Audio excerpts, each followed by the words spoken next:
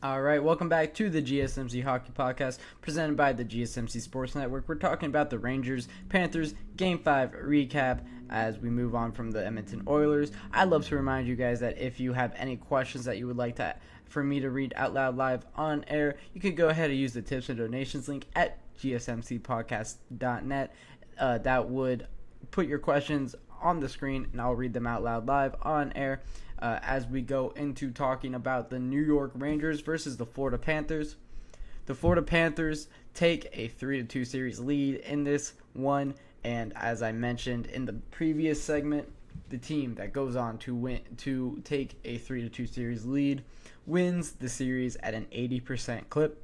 They showed that stat on the broadcast when it was the third period and the Panthers were up, and I think that it is very important to note. Of course, it's a little bit easier for the Rangers to make this comeback than it might have been for the Panthers to make the comeback if the Rangers were to win this one, because you have that Game 7 at home. So you just need to really win that Game 6, and then you're favored in that Game 7 at home for the Rangers. But the series is absolutely coming down to it. We now have a Game 6, as of course was promised to us from that 2-2. Now Panthers are the one that have the Rangers with their backs up against the wall. Very, very impressive stuff from the Florida Panthers in this game. Was able to really control it kind of the entire way.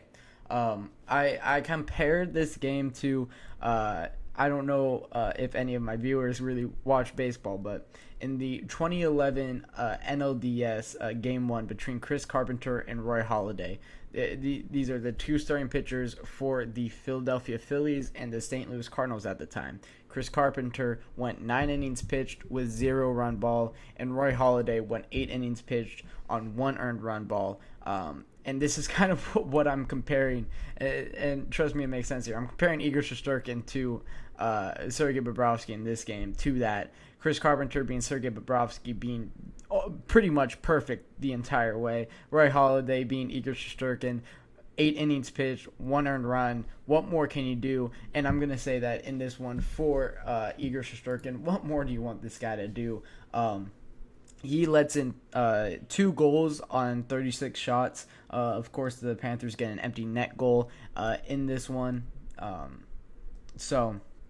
That's not against Igor Shesterkin's stat.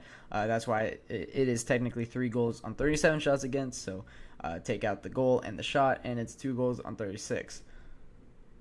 For this game, Sergei Bobrovsky is just playing. Just for this series, I mean, what more can I talk about? This Sergei Bobrovsky is playing vintage Sergei Bobrovsky hockey. I haven't seen anything like this since the 2019 playoffs in that sweep against the Tampa Bay Lightning. He's playing lights out, and he played very well last postseason, but nothing to this extent. Going into the game breakdown a little bit, you have Chris Kreider opens the scoring in the second with a shorthanded goal breakaway for the New York Rangers. This was Chris Kreider and Mika Zibanejad combining for a goal. This is these two players' first points of this entire series. A lot of people, a lot of pundits, or a lot of analysts were talking about how these two really need to step it up for the New York Rangers if they want to win the series. And they do in this game and still lose. It's funny how hockey works out in it. Chris Kreider, though, finally breaks through. He helped the New York Rangers beat the Carolina Hurricanes, of course, getting that third period hat trick in Game 6. And now we're seeing him kind of break out in this series. He likes to wait until late in the series to break out. So hopefully for the Rangers in Game 6, he can continue to play good hockey. But it's quickly matched from Gustav Forsling, and this was kind of the sentiment in this game. The Florida Panthers were just kind of quick to match the New York Rangers in anything that they did. The New York Rangers scored, the Panthers got 2 quickly. The Rangers, started playing well on the power play. The Panthers' penalty kill started to step up. The Rangers were starting to enter the zone very impressively, and then the forwards would get a good forecheck and break out of that. It was just back and forth hockey. The Panthers just played kind of one step ahead of the New York Rangers in this game. It was so impressive to see from the Florida Panthers, this team is going up against the juggernaut, right? they're going up against the President's Trophy winner. They're going up against, and of course the Florida Panthers were favored from the Vegas lines going into this series. But I don't think anybody really has the Florida Panthers being a favorite over the New York Rangers. I just think that the Panthers looked really, really good against the Boston Bruins, and the Rangers kind of slipped a bit against the Carolina Hurricanes. That's why I thought those lines were set the way that they were. And now we're kind of seeing that the Panthers are a really, really good hockey team. Going to the Stanley Cup final last year, one game away from going back to it now. So the Florida Panthers are playing some really good hockey, really played good counter hockey in this game. So Gustav Forsling from Sam Bennett and Ekblad ties up this game in the second period, like 5 minutes after that Chris Kreider goal. And then Anton Lundell, a minute after that, scores, puts the Panthers up 2-1. And then it's Sam Bennett on an empty net to get the Panthers at a 3-1 advantage. It is a Alexis Lafreniere goal that cuts the lead with 50 seconds as they still have the empty net. The Rangers really were looking to get they really had to get 2 after that empty net by the Panthers, so unable to do it. And it's in large part from the efforts of Sergei Bobrovsky. He is the first star of the night. Sergei Bobrovsky, 25 saves, 27 shots against, 9.3. It was like a 9.26 save percentage, but rounds up to a 9.3 save percentage. Very, very impressive from Sergei Bobrovsky, shutting it down, lights out hockey. One of these goals came 50 seconds left in the game as well after they were already up 3-1. So little garbage time goal there from Alexis Lafreniere, but it counts on the score sheet just the same. And very, very impressive hockey from Sergei Bobrovsky here.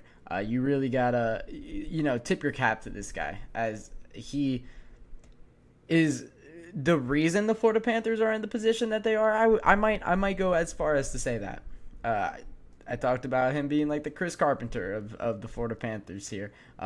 Chris Carpenter is a huge part of that World Series winning Cardinals team in 2011 and in 2006. So Sergei Bobrovsky, very, very impressive hockey that he's playing. Lights out, absolutely. I mean, that's the word that you have to use to describe it. 25 saves on 27 shots against here, and it's not like these were bad shots. The New York Rangers have, by widely considered, the best forward group in the NHL, and Sergei Bobrovsky is shutting that down. I mean, you're rolling 3 lines deep of just some of the best talent in the NHL has to offer. Chris Kreider, Vincent Trocheck, Mika Zibanejad, Alexis Lafreniere, Kaapo Kakko, Alexander Wenberg. I mean, all these great forwards here. And he's just absolutely shutting it down. Chris Kreider and Mika Zibanejad get 2 points in this game. So, I mean, that's huge for the New York Rangers going forward. They're going to need them guys to continue to produce. Hopefully, they can continue to produce for the New York Rangers. But it's really the middle 6 of the Florida Panthers playing so well. We don't see an Alexander Barkov. We don't see a Carter Verhaeghe.